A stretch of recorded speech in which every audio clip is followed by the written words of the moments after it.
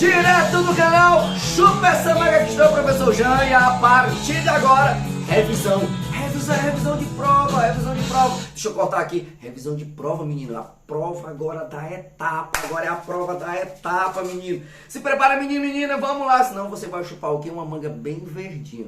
Não é, porque aqui hoje tem manga da questão, né? Olha, cereja do bolo, é manga da questão, menino. Presta atenção. Gente, o que é que a gente não pode esquecer? Deixa eu só botar aqui um fundozinho aqui, só pra gente se concentrar, uma musiquinha pra aumentar a nossa concentração. É só pra não ficar aqui tão, tá bom? Deixa eu baixar aqui um pouquinho o som, certo? Beleza, vamos pra cá.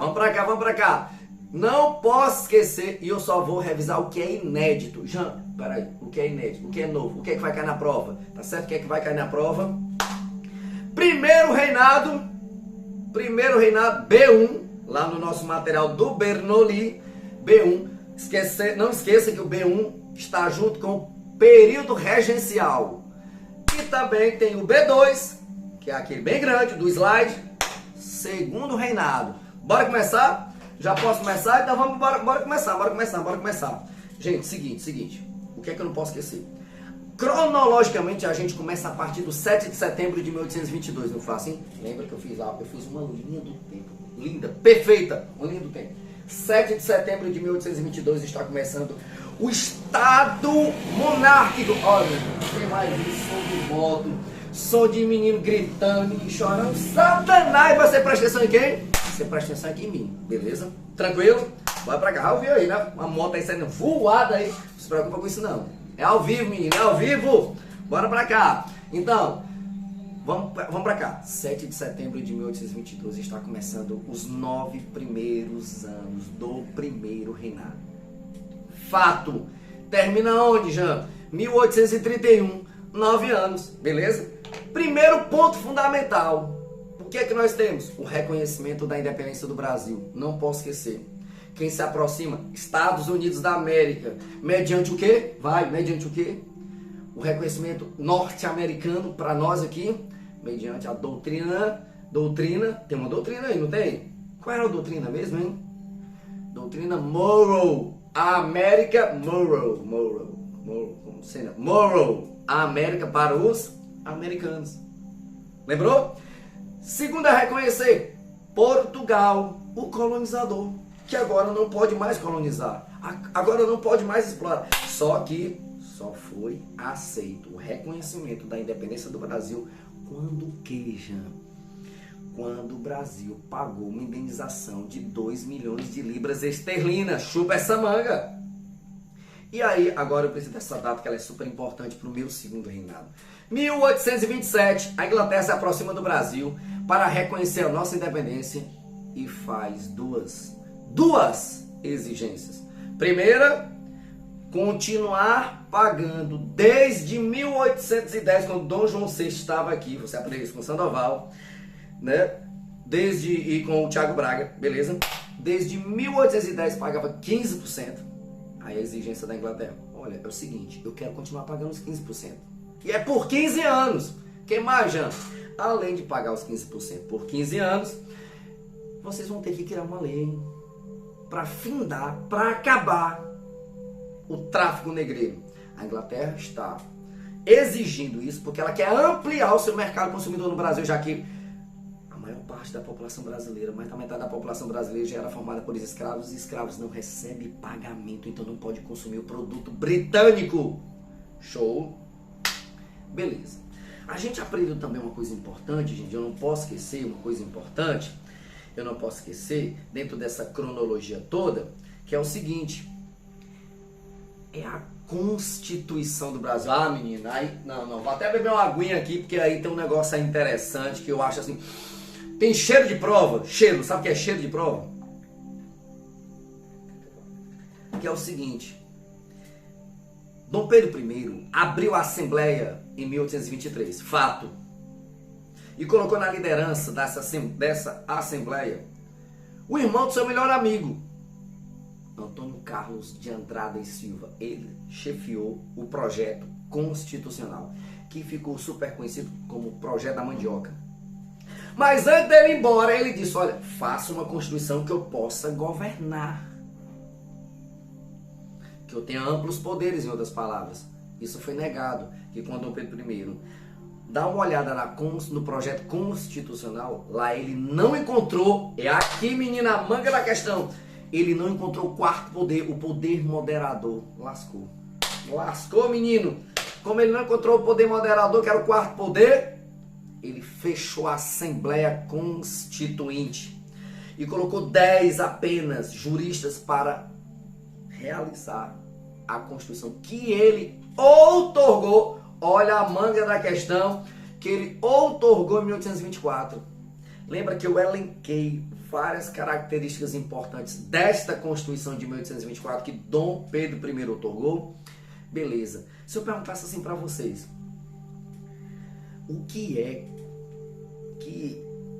que particularmente falando ampliava o poder que Dom Pedro I ocupava? Já que eu mexi com essa caixinha de pássaros, me diga uma coisa, qual é o poder que Dom Pedro I ocupa? Exatamente, é o poder executivo. Mas ele tinha um poder privado, porque o que ele era chefe era o executivo, mas ele tinha um poder privado, particular, e é esse poder particular que era superior aos demais. Como é o nome dele? Poder moderador. Essa é uma característica importante da Constituição de 1824. São os 4 poderes. 4 poderes. De novo comigo. Executivo. Esse é o poder que Dom Pedro I ocupava. Legislativo, judiciário e moderador. Esse poder moderador aqui fazia com que o executivo ficasse super poderoso. Então, é um poder privado. Você entende? É um poder privado. Ok? Então, esse poder aí, meu amigo, dava essa supremacia a Dom Pedro I. Isso é super importante. Muito, mas é muito importante mesmo. Tá bom? Outra coisa importante também que a gente não pode esquecer, também ainda dessa primeira parte, né, que é o primeiro reinado, você não pode esquecer, havia uma preocupação, gente. Havia uma preocupação, e essa preocupação ela vai se estendendo pelo primeiro reinado, ela vai se articulando pelo período regencial. Cara, os caras tinham um medo grande. Cara, gente, era um medo grande. E esse medo era justamente de algo que já tinha acontecido na América Central, mais precisamente no Haiti. Você sabe o que eu tô falando, né? Mais precisamente no Haiti, a galera tava super preocupada de um movimento que ficou conhecido como haitianismo. Opa! Já, isso me lembra o quê? Cara, você não pode esquecer, coloque isso na sua cabeça, anota no papel, você não pode esquecer que a galera estava super preocupada, justamente a elite, cara, a elite ficou atemorizada, a elite branca brasileira ficou atemorizada se isso repetisse aqui no Brasil, que ficou batizado como haitianismo, entende? O haitianismo.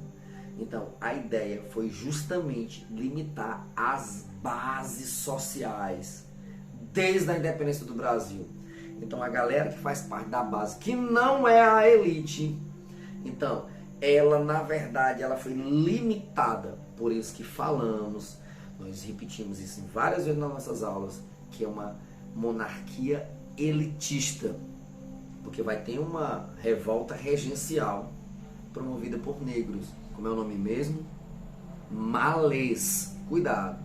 Revolta dos malês. Os negros que professavam o Islã. Que aconteceu também aonde? Na Bahia, né? Assim também como aconteceu na Bahia, a famosíssima Sabinada. Beleza? Tranquilo? Então, mas dentro desse contexto todo, o que é que eu ainda posso falar aqui super importante? É o seguinte, a independência do Brasil, ela é articulada, ela tem um caráter emancipacionista, que é a mesma coisa de separação, de independência, e ela resultou de diversas articulações, né, e de ações políticas, entre elas favorecendo a própria elite. Você lembra que eu falei para vocês que quando Dom Pedro I rompe com Portugal, ele na verdade está se comprometendo com a própria elite.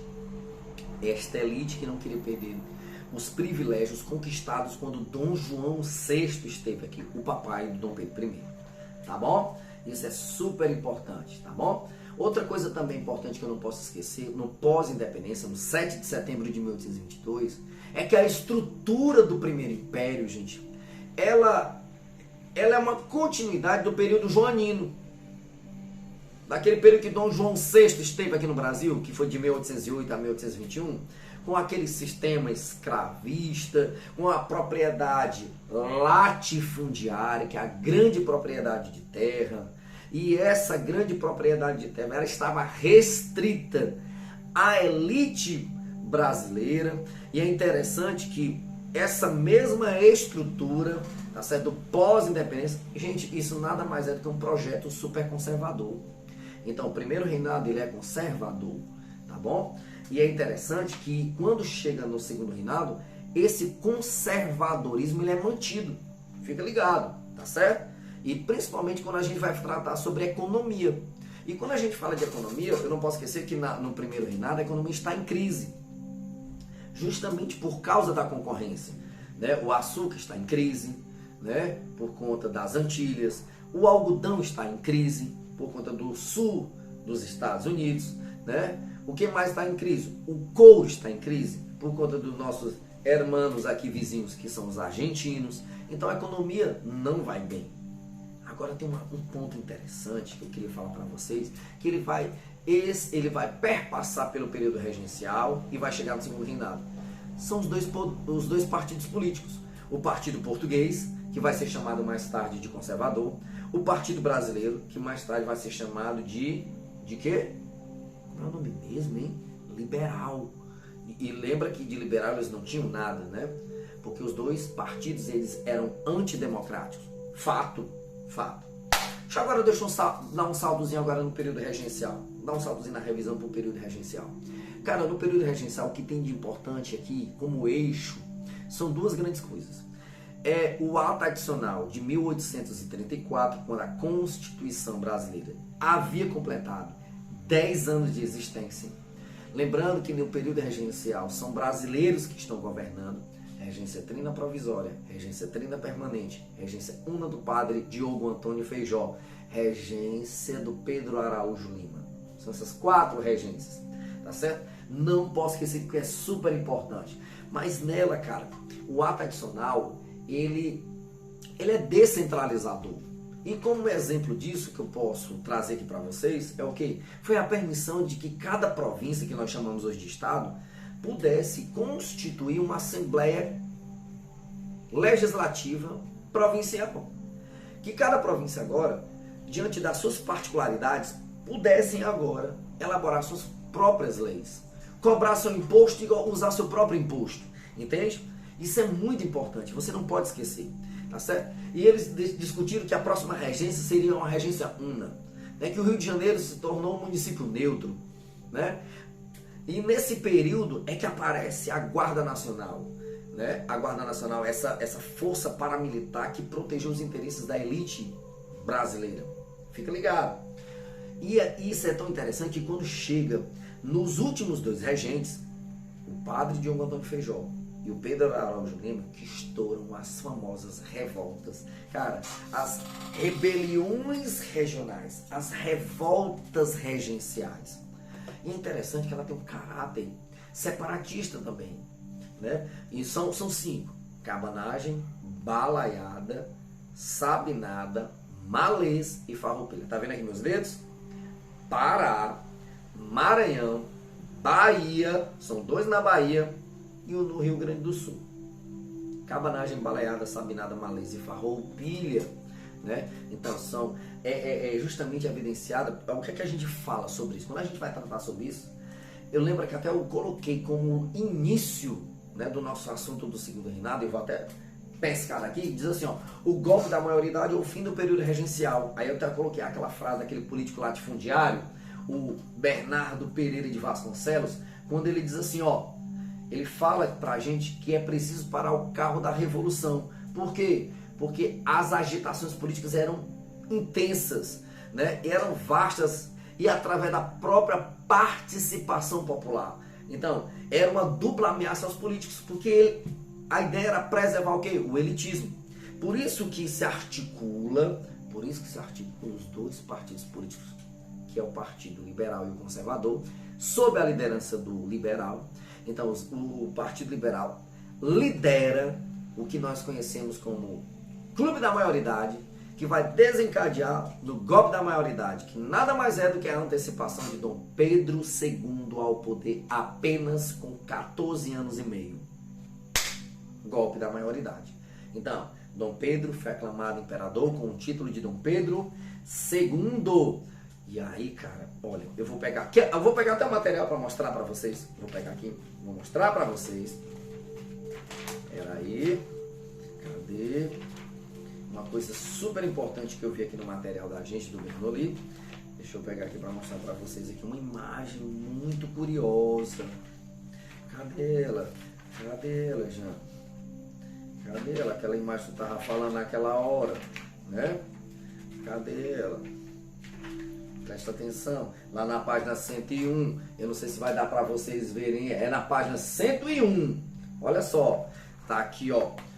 Faria, Cândido de Faria, a diplomacia gira o carrossel político. É um carrossel político, são dois partidos, o liberal e o conservador. Aí tem lá, ó, Dom Pedro II aparece controlando o cavalo do partido conservador, que é a figura masculina, né? O cavalo do partido conservador é a figura masculina e o partido liberal a figura feminina. Cara, isso nada mais é que eu coloquei no meu slide. Acompanhe o meu slide, leia o meu slide. Dom Pedro II sustentando cavalinhos montados pelo Partido Liberal e Conservador na diplomacia do carrossel. Isso aqui é super importante você saber. Você precisa saber isso aqui, tá bom? Tranquilo? Por que, Jean, que eu preciso saber? Porque, cara, na verdade, o Partido Liberal mais o Partido Conservador era um verdadeiro casamento, cara. Por isso aquelas frases, nada mais liberal do que um conservador no poder, porque os dois, na verdade, eram farinha do mesmo saco. Então, estava evidenciado a semelhança ideológica entre os dois partidos que eram rivais, tá certo? No próprio segundo reinado. Por isso que essa charge do Cândido de Faria, ela é sensacional quando ela mostra essa relação. O interesse dos dois sendo controlados pelo Dom Pedro II, mas na verdade a semelhança ideológica estava na cara. Já, pelo amor de Deus, que semelhança ideológica é essa? Vou pegar lá no meu slide para dizer para você a semelhança ideológica. Vou pegar lá para você entender direitinho o que é que realmente eu estou falando. No meu slide lá, tem uma imagem lá que eu coloquei lá assim, ó, partidos políticos. Os dois grandes partidos representavam a elite do império e os pontos em comum, manutenção da ordem. Olha um ponto fundamental, a manutenção da ordem, por conta das revoltas regenciais que tinham acontecido. O escravismo, os dois defendem a manutenção da escravidão e também a unidade territorial e das autoridades que foram constituídas. Então, os caras eram a favor da escravidão e não podiam mexer na grande propriedade, porque ela é a estrutura econômica do Brasil. Tudo bem? Ela é a estrutura econômica do Segundo Império. Já que eu toquei nessa história da estrutura econômica do Segundo Império, qual é a mesma economia do Segundo Reinado mesmo? A maior economia do Segundo Reinado é o café. Mas você não pode esquecer que eu também coloquei lá no meu slide, como introdução sobre a economia do Segundo Reinado, que poucas foram as mudanças que aconteceram, mesmo porque a estrutura econômica continuava a mesma desde o período colonial, passando pelo joanino, passando pelo primeiro reinado, passando pelo regencial e agora estamos no segundo reinado. Ela continuou a mesma. Agora é o café. Aí lembra aquela estrutura, aquelas setas que eu mostrei para vocês? Economia latifundiária, economia escravista, economia de exportação e economia monocultura. É a mesma estrutura, tá bom? Tá certo? Não esquece, é a mesma estrutura. Ok? Bora para lá, bora para frente, bora para frente. Deixa eu soltar aqui uma coisa importante. Gente, tem uma coisa importante que foi baixada como lei, uma tarifa. Se liga nas tarifas. Por exemplo, a famosa tarifa Alves Branco, né? Que também está lá no slide, você não pode deixar de recorrer ao slide. Então, a tarifa Alves Branco, ela aumentou os impostos ingleses que só pagavam 15%, né? Agora vão pagar, né, de 20 a 60. Alguns autores falam até que é de 30 a 60. Meu amigo, mudou o 15, tarifa Alves Branco. Porque você lembra que os ingleses só pagavam 15% de taxa, né? E agora não paga mais, porque a nova lei estabeleceu novos tributos sobre os produtos de importação que subiram de 15% para 30%. Jean, o que é esses 30% que tu está falando? É porque a maioria dos produtos estava na casa dos 30%, lembra? O mínimo era 20%, o teto era 60%, mas a maioria estava na casa dos 30%. 30% já é o dobro do que os ingleses já pagavam, 15%. Estou me referindo à tarifa Alves Branco. Beleza, gente? Tranquilo? Não posso esquecer dessa figura inenarrável, que é quem? O famoso Irineu Evangelista de Souza, o mais famoso Visconde de Mauá. Não posso esquecer essa figura importante, porque ela se vincula à modernização do Brasil, né? Na segunda metade do século XIX. Nós temos uma lâmina no nosso slide que tem lá as várias realizações do Mauá, como o pioneiro na ferrovia do Brasil. Então não posso esquecer que ele tem uma expressiva passagem pela modernidade do Brasil do século XIX. Ele incrementa as atividades industriais nesse país. Não esquece isso, né? Além de implantar, que era o que ele mais gostava, que era a estrada de ferro, não é? E, claro, trouxe muitas melhorias à questão urbana, como a própria iluminação, por exemplo, né? A gás do Rio de Janeiro. Então, muitas melhorias urbanas, né? Linhas, né, de transporte terrestre, e aí vai. Então, o cara mexeu mesmo na modernização do Brasil. Por isso que nós chamamos essa fase, a Era Mauá, de surto industrial, tá bom? De surto industrial. O que é que eu ainda quero falar aqui para vocês? Cara, as leis abolicionistas. Que eu quero caminhar para o fim. Não esquece de estudar a Guerra do Paraguai, tá bom? Não esquece. Uma coisa importante que você não pode deixar de tocar, de ver, é justamente o seguinte. São as leis abolicionistas. As leis abolicionistas, elas são a partir... Porque lembra que a lei Eusébio de Queiroz, de 1850, ela colocou em xeque o quê? O trabalho escravo no Brasil. Mas a primeira lei abolicionista, eu vou correr aqui para o meu slide, só para ver, para dizer para vocês. A primeira leizinha, tá certo? É a de 1871, né? A lei do dia 28 de setembro de 1871, que é a lei do ventre livre. Ela declara de condição livre os filhos de mulher escrava, não a mulher escrava, não a mulher, que ela continua escrava, que nascerem desde a data da lei, liberta os escravos da nação e outros de providências sobre a criação de tratamento daqueles filhos menores e sobre libertação anual de escravos. Tá certo? Conhecido também como a lei dos nascituros. Ó, lei do ventre livre, lei Visconde do Rio Branco, né? Ou lei dos nascituros. Primeira lei abolicionista, lei do ventre livre. Não esquece, tudo bem? A próxima lei que nós temos é a lei dos sexagenários, também conhecida pelos seus legisladores como Lei Saraiva Cotegipe, 28 de setembro de 1885. Olha o salto, 1871 para 1885. Entende o hiato, né? A distância que nós temos aí, ela é muito grande. E fica ligado que aqui ela passa a libertar a partir dos 60 anos. Alguns autores falam 60 ou 65. Está na casa dos 60, você não vai brigar por causa desses 5 anos. Lei dos sexagenários. A partir dos 60 anos. E detalhe, não esquece. Entre a lei do ventre livre, nós temos o feriado que vai acontecer no dia 25 de março, sábado, está bem pertinho, 25 de março de 1884, que faz alusão ao quê? Então, é simbólico, é controverso, né?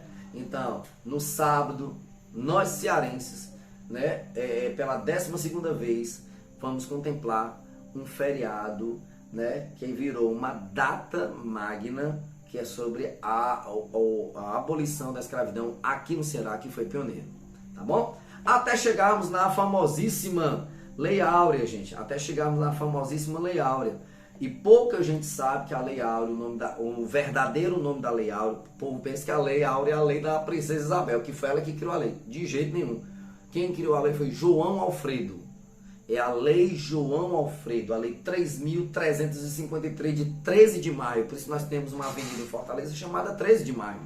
Tá bom? Então, a lei do ventre livre, ela trouxe muitos impactos nas relações étnico-raciais. Porque não adianta eu saber apenas que ela libertou os escravos. Olha, porque você viu, eu mostrei para vocês, ela tem 2 artigos ridículos e muito curtos. Eu vou ler para você.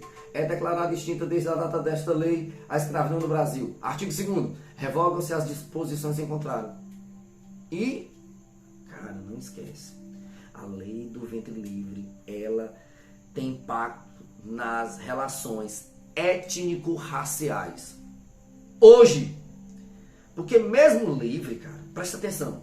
Mesmo ele livre, os descendentes de africanos escravizados continuam a sofrer com a violência, não só a violência, mas a desproteção do Estado, a desproteção estatal em seus corpos e vidas. Em seus corpos e vidas. Isso é algo que a gente precisa refletir. E eu coloquei até no meu slide lá para vocês que não encontramos nenhuma, cara, não há nenhuma preocupação em defender os ex-escravos contra o racismo, criar condições para que eles conseguissem obter alguma propriedade, emprego, então nenhuma indenização, nenhuma pensão. Então, isso é muito preocupante. E para fechar nossa revisão, eu quero lembrar para vocês, se você correr lá para minha última lâmina, eu coloquei lá Dom Pedro II e as 3 questões, o processo que conduziu à República. Então, o processo que conduziu à República houve a participação dos militares, aqueles que participaram da Guerra do Paraguai, né, que tem toda a influência do positivismo do Benjamin Constant, a questão abolicionista, né, aquela promessa de Dom Pedro II de indenizar todos os fazendeiros dos voluntários, aspas, da pátria, que na verdade foram a pau e corda, né, para lutar contra os paraguaios, que é a questão abolicionista, que não foram indenizados, e a questão religiosa, que está atrelada à famosa Bula Syllabus de 1864 do Papa Pio IX. Lembrando que esse Papa Pio IX, que se aprendeu no ano passado, é o mesmo Papa da questão romana, da unificação italiana, tá bom? Então, é uma rejeição, a própria Igreja Católica, né, rejeitou a Bula Syllabus, que foi baixada por este Papa Pio IX, que proibia a permanência de membros da maçonaria, né? Essa lei para o mundo católico, a Bula Syllabus, ela proibia a permanência de membros da maçonaria dentro dos quadros da igreja. Estavam proibidos essa galerinha de participar da igreja. Então havia uma rejeição. Isso acabou em prisão de sacerdotes e a confusão foi grande. Foi o que aconteceu? O poder ideológico, que era a igreja, ficou contra o Estado imperial. Então, aí, juntando uma questão religiosa, junto com a questão militar, junto com a questão abolicionista, que é o poder econômico, os 3 derrubaram o Império do Brasil. Derrubaram o segundo reinado. Tá certo? Então, era fim do segundo reinado no Brasil. E a gente até fala essa parte que são os republicanos da última hora, porque vai começar a nova e atual forma de governo no Brasil. Qual é o nome dela? República. Vou me despedir aqui de vocês com muita saudade, então escuta direitinho, pontua isso bonitinho. E no mais, chupa essa manga! Uhul! Valeu, galera! Tchau, tchau!